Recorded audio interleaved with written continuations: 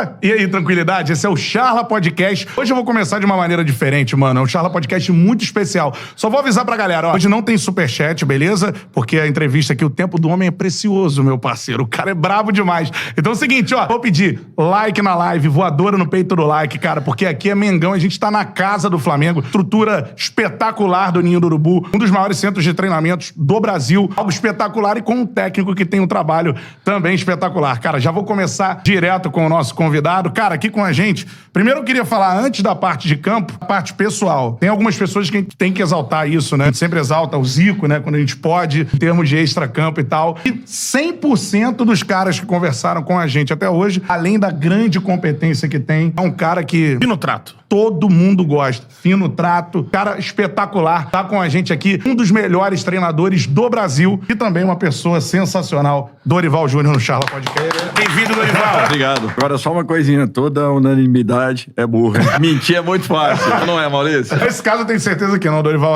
Todo mundo fala muito bem de você como pessoa. Todo mundo que foi lá, e foi muita gente que foi treinada pelo Dorival por lá. Primeiro eu quero saber de você o seguinte. A galera fala, pô, o Dorival fez mágica. Foi esse desafio de treinar pra mim o melhor elenco da América do Sul. E como essa transformação se deu em tão pouco tempo? Assim, primeiro, né? Eu nunca tinha saído de um clube no meio de uma competição. E eu sempre disse, principalmente internamente comigo e com minha família, que um dia eu ainda voltaria ao Flamengo. Não sei quando aconteceria, não esperava também que fosse nesse momento. Sou muito sincero com vocês, até porque eu fiquei um ano e meio parado, eu tive necessidade de ficar. Nesses quase 20 anos que eu tô completando em agosto como treinador, eu fiquei quase 5 anos parados e essa última parada foi de 1 ano e meio. Eu não imaginava que isso viesse a acontecer agora. Então, assim, pra mim era uma coisa que era íntima. Eu tava lá dentro, tava na expectativa, na espera de que um dia pudesse ter um retorno. E acabou acontecendo. Foi a primeira vez que eu parei e rompi um contrato no meio. Eu tenho um carinho muito especial pelo Ceará, pela sua diretoria, pelos jogadores, da maneira como eles me aceitaram, entenderam a nossa proposta e a própria torcida do Ceará. E acabei fazendo isso. Não indico esse tipo de atitude a ninguém. Não, talvez em outras situações, como não fiz também, não faria. Mas para mim estava muito claro que um dia aconteceria com o Flamengo. Isso era um objetivo meu. Por isso que eu procurei ouvir meu coração. A grande maioria desse elenco eu já conhecia. Porque não só os jogadores que eu aqui estive na última passagem em 18, mas, por exemplo, o Felipe Luiz, ele iniciou praticamente com a gente no Figueirense. Conhecia todos os jogadores que foram trazidos após a minha vinda, que eram do Santos, já vinham comigo, né? O Bruno, o Gabriel, o Gustavo, o Thiago, enfim, conhecia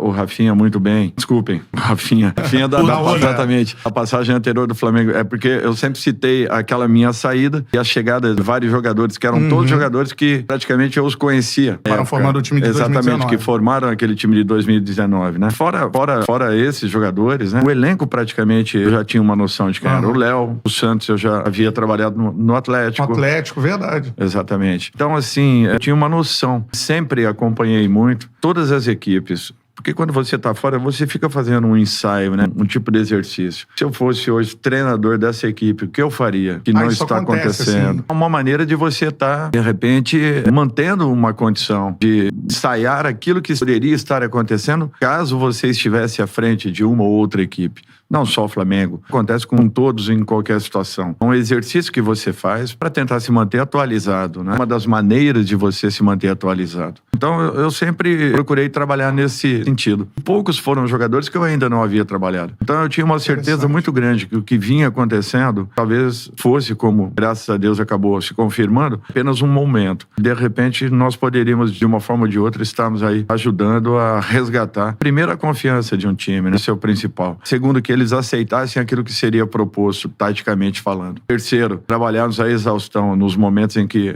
teríamos condições e possibilidades, porque nem sempre com um calendário desse você pode ter essa situação.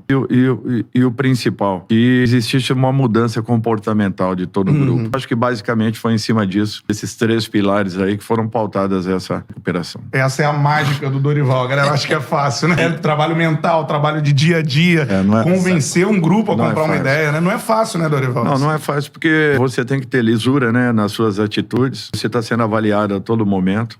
a todo instante. Observado. Qualquer deslize que você tem ali na frente. Hoje, amanhã ou daqui a um ano, você será cobrado por ele. Então, assim, um ambiente que eu participei desde 7 anos. Eu tinha 7 anos, eu era mascote da Ferroviária de Araraquara. Então, eu vivia dentro de um vestiário. Meu pai era diretor de futebol. Tive meu tio, que jogou mais de 12 anos só no Palmeiras. Sim. Uma história brilhante. Então, para mim, existiam duas equipes e o que eu aprendi desde o momento que talvez eu tenha começado a falar, a pensar, a me imaginar como um ser humano, era justamente Palmeiras e Ferroviária. Então, aquilo para mim fez parte da minha vida desde garoto. E os vestiários, eles dizem muito, eles falam muito. Por isso que um treinador nunca pode deixar de estar ali dentro, presente, atento e tentando fazer uma leitura rápida do que esteja acontecendo. Até pegar o gancho do que você está falando, Dorival, que o vestiário fala e o treinador, para ter sucesso, tem que estar ouvindo, tem que estar ali. Sem entrar no mérito de outros trabalhos, mas queria que você falasse um pouco, além da parte tática que você mexeu, e até no início, muita gente tá falando. Até o Eric Farias falou aqui com a gente no Charla. Muita gente fala, o Dorival fez o simples, meu amigo. O simples é difícil explicar. Geralmente, os grandes trabalhos é porque a pessoa encontrou ali a simplicidade. Fazer o fácil.